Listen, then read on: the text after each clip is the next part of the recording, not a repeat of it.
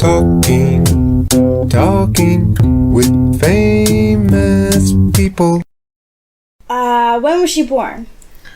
My mom was born in the 30s. I think 33, 36. I'm not sure exactly which year, but in the 30s. Same year as my dad. Did she have I know she traveled a lot with your dad. Did she have a place that she enjoyed going to more often than others? I think that my mom traveled because my dad liked to travel a lot. And she and my dad were enough of a team that my dad always made sure to travel in ways that she enjoyed and were comfortable for her. They didn't push her too far or hard.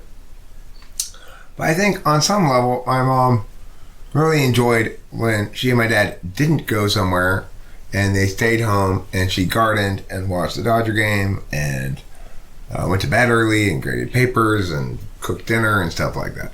Sounds very pleasant. But to answer the question more properly, the place that I remember her waxing ecstatic about more than any other was Japan. When she was a English teacher back at San Marino High School, one year she won the Teacher of the Year awarded by the Japanese Parents Association, and they gave that teacher that won that award a free trip to Japan with their significant other. And she loved Japan. She absolutely loved it. He'd come back, she'd talk all about how clean it was and what wonderful people they were and how it was safe, and it really appealed to her SIFE sense of, familiarity, like respect for the past, and constancy and safety and stuff. Yeah. She liked Japan a lot. Very nice. I've always wanted to go to Japan. What was something that your mom really loved to bake or cook? She was quite a cook. Mom used to, I want to stress, Mom is still alive. She's not really with us anymore. She's very far along in her dementia. Regardless, she liked to cook a lot of different things. But we had certain dishes that I got sick of. One dish that I got sick of was potato leek soup. Oh my mom gosh. would grow leeks in the backyard, and she was very big on not letting anything go to waste, and also about healthy eating. Now, her definition of healthy eating changed over the years based on things that she'd read, I guess. Like, well, I read that this is very, very good for you. Yeah, probably. That sounds about right. But we had a lot of potato leek soup, and she made a lot of things that she'd make it on Sunday or at the beginning of the week, and then we'd eat it through like Thursday of the week. And so like fourth night of potato leek soup, I was like, can we please not eat this anymore? Yeah, I understand that for sure. I would have loved to have tried your mom's potato leek soup. I could see your mom taking a bomb-ass job at it. Well, I mean, I think one of the reasons she made it so much is that it was quite good, and we had the leeks and it was cheap, but I think I had too much, so I got sick of it. Your mom has a degree, right? Yeah, she actually got her bachelor's degree in biology from Cal Berkeley way back in the day. Wow. And she taught biology before I was born. When she came back to the States from Europe, she taught biology at first. After, when she was pregnant with me, she got like time off or whatever or quit, I'm not sure, for all the way until I was in first grade before she went back to work. Or maybe second grade, something like that. And so when she went back to work, then she was teaching English for some reason. She may have gotten a double major, but her main course of study in college was biology. What was one of the best lessons you learned from your mom? It's interesting. Mom didn't teach me lessons. I could answer that question so much more easily about my dad. I mean, it's still difficult to question the best one, but dad is often teaching lessons, and lots of them are valuable. Mom didn't really teach me any lessons, but what she did was demonstrate what it looked like to love. And she demonstrated a lot of respect for kindness to each other in the family, at least. You know, my family, we didn't speak harshly to each other. We didn't tease each other. We respected and loved each other, you know? And that's not always the case for a lot of people in their families. And I've come to see that increasingly as I've gotten older, and I've branched out from my little local geographical knowledge base into talking to more and more people on the internet and such, and hearing a lot of people's, you know, dark bit. She was an only child? She was an only child, and I think she had an interesting childhood. It involved living in both Colorado and Arizona at different times, and eventually in California. When did she move to California? It was probably when she was 13 or 14. Prior to that, she had lived in Tempe, Arizona, and at Tempe Drug, which was my grandmother's drugstore there. And she didn't live at the drugstore, but she worked there. I think actually they did live like above the drugstore or behind the drugstore or something. Mm-hmm. But when she talked about her childhood, she'd tell a lot of stories about working at the drugstore. Grandma always had her being productive, I guess. Grandma was an ESTJ. And so, yeah, that was, my grandma's only child was my mom, Jane, and my mom's biological father was a alcoholic domestic violence guy. My grandmother left him when he punched her in the face. One of my mom's earliest memories is of my grandmother wearing big dark glasses after that instance to cover up the black eye. So yeah, her childhood, I think, when she spoke of it, she spoke fondly of it. She talked about playing with her friend and collecting scorpions for the university. That's so cool. They paid the children, this would never happen nowadays, right? They paid the children a nickel scorpion, and so the children would go out and collect scorpions for the scientists. Wow. Who are doing like venom, using the venom for research. What was a stereotypical ISFJ thing that your mom used to do? She was a pretty stereotypical ISFJ.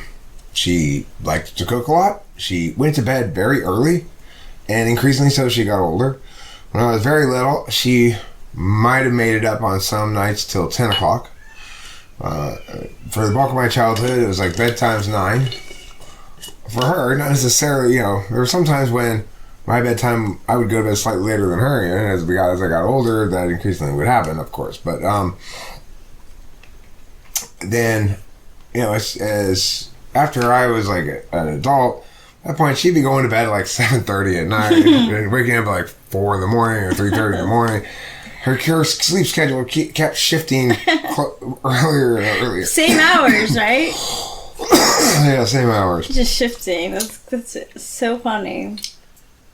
And SI stuff was hugely important to her. You know, there's a long stretch of my childhood where every morning we'd both get up in the morning. She'd often get me up, and we'd make International Foods Cafe Francais coffee. And we'd sit together in the family room right there, and we'd sip our coffee and we'd chat. And I always enjoyed that time a lot. I looked forward to it. She did too. She was saying, "This is SI. See how good it is? It's great." And I was like, I didn't have to, I could appreciate it without doing it myself, you know? Mm-hmm. Very, very SI person. And she had her repertoire of things she said and stories she told and stuff, and she repeated them. My dad too. It's very SI house, SI1 and SI2. You know, I thought I had heard all my dad's stories. I have not heard all my dad's stories. He sometimes surprised me with new ones still. And you know, it's like I didn't know all that stuff about the guy who crashed this car and died, and my dad going to the hospital with them and stuff. Yeah. Until he told both of us, right? Yep. Yeah. And then he showed us in a book that is true. Yeah. And I was like, so it's not like he's making up new stories. No. Because I hadn't heard that one. No. Anyway, what did I get off topic about? Mom, we're talking something about Mom. How she used to tell stories. Oh yeah, so yeah, she tells stories too. Yeah, she'd talk about the same thing. Yeah, So like, and you got to see that at the very when you came too. She was still verbal a little bit when you were first here. And she'd talk about Europe and stuff. Yep, the thing she liked. I could tell that she liked English literature and reading. She had a taste for science and nature, animals. It was very simple and sweet. She was always so sweet. I remember, like, the second day walking in, she was like, "Oh, we just like you so much." And I was like, "Oh my gosh, I like you too." And I gotta say also, one of the things that for me was an impactful reality was Rachel basically came here and had to tell me that my dad and I weren't listening enough to my mom, that she was communicating more than we were giving her credit for. My dad and I had shifted into this person's just talking gobbledygook. But Rachel correctly understood that my mom was frequently trying to communicate with us and I needed to listen to her more. And, Rachel really was a helpful and powerful advocate on my mom's behalf in a house where I didn't think she needed an advocate. Obviously, my dad and I both love her a lot and do our best, but, 7th FI, 4th FI, we're not really natively prone to putting ourselves in the other person's shoes. Just wanted to do what you felt was right for her at the time. It's a very hard thing to understand, dementia, because they do say and do things like put keys in places and stuff in wrong spots, and they tell stories that are half true and then half made up. But then sometimes there are lucid moments where they are communicating, sometimes verbal, sometimes physical. My dad had been carrying too much of the load for too long by himself. I came in here, I moved back here later than I should have, frankly. Hopefully, I don't know if you remember Rachel or not, Mom. I bet you remember her in some sense. I hope so. I think she does, in a way. I think she does. She remembered me last time. Mm-hmm. Said, "Oh, you're from New York?" And I was like, "Yeah." So, she is such a sweet and smart woman, and she raised a great son, and I could tell she had an amazing relationship with your dad. And of course, the challenge for me or for anybody who's got a family member with dementia is the person's still there physically. On some level, they're still there as an identity. Their identity hasn't exactly changed, even though all of their affect has. Mm-hmm. And yet, you can't communicate with them, and they're not anything like the person you used to know. And so, you end up, your loved one ends up half dying. Yeah. It's like as you watch them. It's like they're gone, but you're not mourning yet. Yeah. But you kind of are. But you are. Well, she's lived through so much. Your mom had a very healthy life, it sounds like. Did she not? Yeah, she did. In fact, she always took a lot of effort to prevent this from happening. She was very busy with doing Sudokus and crossword puzzles.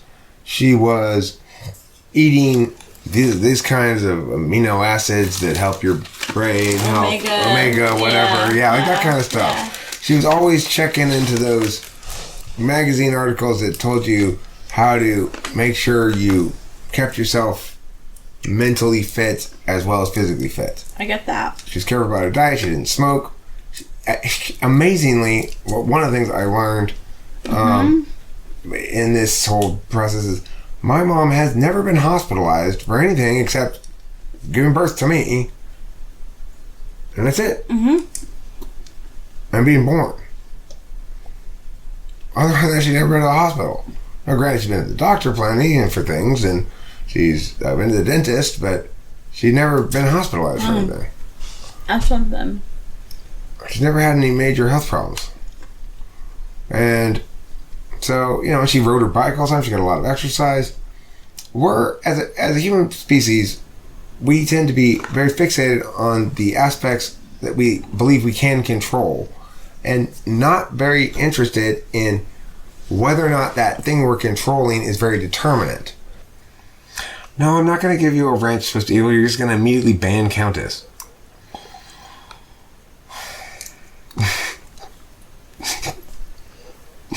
You guys, I'm trying to do this Mother's Day thing here. Oh, yeah. This is time for motherly love. What are you guys doing? You want Mom to hear all the stuff about you guys just fight? When was the time where she got upset with you?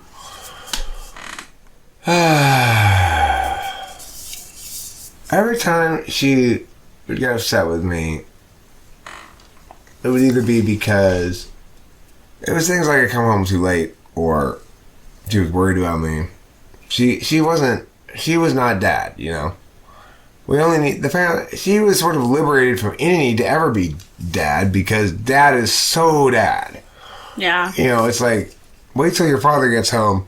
It definitely applies in my family. My mother didn't really deal with shit herself. That's good. So, yeah. But, you know, in other words, we negotiated out what was fair between us a lot. So my mom, if I was unfair, my mom would cry, and then I'd feel really bad, and I'd say I'm sorry, and I'd try to fix the problem. Who, what, when, where, why, how? Who, what, when, where, why, and how? Who? Jane. What? Her life. Why? Mother's Day. Where? Here and at the nursing home. What? When? Did she, Where? How? was she happy to hear when you were having Delilah? Well, that's an interesting story. So, no. She was very unhappy about it. When she learned that Melinda, my first wife, was pregnant, she really was unhappy about it. She was just, I think she cried, and my mom cried at the drop of a hat. She was a big crier. She cried a lot, okay? Oh, you're not. Like, one of the big concerns at the time was that she couldn't believe that I would be so responsible to have a kid before. You know, when we were here and she was here, she always wanted us to be happy. Yeah, That's it. I know, and she can tell who's good and not. She hated this lady Lily that we had, who was helping. Yeah. With good reason. Lily didn't care about her at all. No, she didn't. So basically, she just figured it was irresponsible for me to have impregnated my wife because we didn't own a home yet, was one of her reasons. Oh. You should own a home before you get somebody pregnant. Oh, that's sensible. Whereas we were just renting a home. I mean, but I thought, Mom, that's kind of a weird standard to have. Right? It's like you're basically excluding 3/4 of the population from breeding. Yeah, they can actually do that. And only homeowners should breed. That is so funny. But basically, she just didn't like the idea of change. From, you know, it's like, all of a sudden, things were this way. Eric and Melinda are living down there, and we're here, and and she's operating under the assumption that that's how things are going to be, and then something changes all of a sudden. Yeah. Oh, wait, you're going to be a grandmother? Oh, my God, that's not how I anticipated today going. I don't remember if she really changed her perspective during the course of the pregnancy or not, but I can tell you this. As soon as Delilah was born, it was an entirely different tune. My mother was a great mother to me and loved me a lot, but it was pretty clear that she really liked Delilah a lot more than me. Aww. She really loved Delilah. Aww. And are there phrases or words my mom would always say to me? Lots of such things, Andy, because she's an SI, so she repeated herself all the time. Every time it was cold. Just like every time it's cold for me, I say it too, although I try to change how I say it every time. She'd always say, it's cold as a witch's tit out here. Which was a little fresh and amused her, you know? That is cute. Every little bit counts. This is something she'd say. Every little bit counts. Aww. And she put in a coin into there. Aw, well, I think we have a lot going on in our piggy bank. She said, I could just spit when she was mad about something. I could just say, oh, how cute. I love that she loved the Dodgers. Yeah. Did she watch them as a kid, too? I don't know about that. What was a very memorable experience I had with my mom growing up? The memories that come to mind first are not very dramatic memories. They're just me and mom sitting in the morning having coffee, me and mom gardening maybe, me picking tomato bugs off the tomato plants while my mom's gardening nearby. We're both listening to the Dodger game. You are not showing the spirit of Mother's Day in your heart, Countess. I have to call my mom tomorrow. So we're talking about my mom. Most memorable experience. I like that question a lot, Zandy. It strikes me how banal all my memories are. There's nothing particularly dramatic that I remember doing with my mom. I remember going through the drive-thru of McDonald's every time before choir practice. Choir practice meant after school, go to McDonald's into choir practice. I always remember looking forward to that, and I was going through McDonald's every time. My mom also had kind of like a my car situation. Like me, she'd like have trash in the back of the car. Like she'd throw the fast food bags in the back of the car. And my dad did not like that, but she'd just say, David, it's my car! As she, at some point, I don't know what happened. Maybe she just stopped doing it, or maybe my dad finally won that argument. Or I'm gonna try it. Why not? Probably she just stopped going through fast food. Probably the fast food thing was a phenomenon of her having me in the car. Okay, well, my most memorable memory with my mother is this one. It was the time that Paul Porter and I fell out of the bus playing Stand Up in the Bus. As children, we had a game called Stand Up in the Bus where we'd stand up in the VW bus that my mom was driving, and she'd drive around the corners, and we'd go, whoa, and fall against this side, and then whoa, fall against that side. And it was a fun 1970s game, back before people cared about safety, right? Nobody had seatbelts or anything. Like, the children would all be, flying down these hills on skateboards with no helmets or elbow pads or anything. So, anyway, Stand Up in the Bus was a fun game we all played until one morning my mom hung a right on California Boulevard here from Rosemead Boulevard, and we went, whoa, we fell against the car door, the sliding door of the side of the van, and it opened, and we both fell out of the van. Shit. And rolled out onto the cement. And I looked up to watch a car come like this, like stop right here. So then I got up, and I saw my mom still driving, and I burst into tears because I thought she was going to drive away and leave us. And shortly thereafter, she pulled over. Paul's sister Sammy was still sitting in the van. She hadn't been playing Stand Up in the Bus with us, so she didn't fall out of the bus. Anyway, Paul was more hurt than I was, but still wasn't very badly hurt, but he had a bump on his head. So my mom took him to the doctor. And after that, we weren't allowed to play Stand Up in the Bus anymore. Can you believe it? Countess, will you shut up? That's it. You're on timeout. Who are you talking about? Countess is being a meow. Thank you, Winston's mom. Thanks, Winston Mom. Uncool.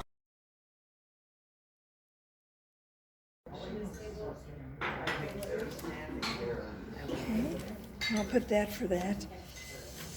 You put it in the munder because it's hard to make sure I don't put it someplace.